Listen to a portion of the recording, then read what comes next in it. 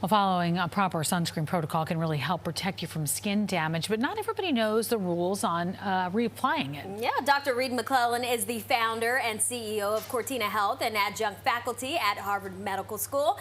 Thank you for joining us. Thank you for having me. All right, so let's start with some basic sunscreen rules. So how far in advance should someone apply before heading outdoors, and how much? Absolutely. So 15 to 20 minutes before heading out, you should apply to any part of the body that's going to be exposed to the sun. When you think about the face and the neck, a lot of people say use the two-finger approach, which means that you put sunscreen on from the base of the finger up to the tip.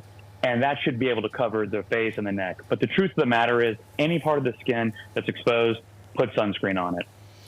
So let's talk about the reapply. How often do you reapply, and do you use the same amount? Yeah, a lot of people forget that you should actually reapply every 2 hours, and you should always use the same amount. Now, in the summertime, we're sweating a lot, and we're maybe out in the water. Actually, you should put it on even every 40 to 80 minutes in that cases. Okay, so we know that sunblock helps protect you from cancer and the sun rays, but there are other skin issues that people develop over the summer. Can you talk a little bit about acne and heat rash? How do you prevent and treat those?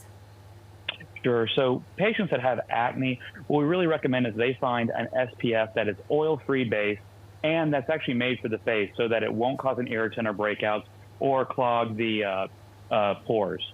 With heat rash, the key here is to stay cool and dry. Wear loose, lightweight clothes made of cotton, not synthetic. Well, so I know there's something that's called swimmer's itch. There were some cases on Connecticut beaches last week. What is it, and how do you treat it?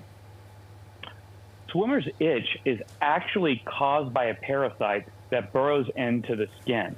Now, this parasite, this parasite cannot live in a human, so it causes an allergic reaction, but it should go away in a few days. The real key here, do not scratch the itch. Use anti-itch, cortisone creams, cold compresses, Epsom salts, whatever, but do not scratch it.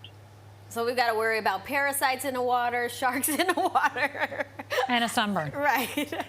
All right, so finally, there's something that a lot of children suffer from, swimmer's ear. What is it, and can you prevent it?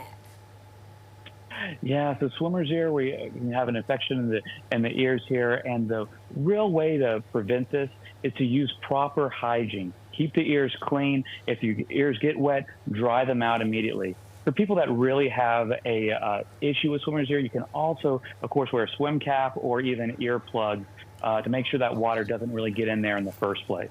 Okay, so Dr. McClellan, before we let you go, I know you said putting on sunblock, we think about our skin. What about our head? Because our head is exposed to the sun. What should we be doing? Absolutely. So first off, for people that have thinning hair areas or parts in their hair, sunscreen needs to go up there as well. Or be sure that you're wearing a hat, especially one that has UV protection with it. All right.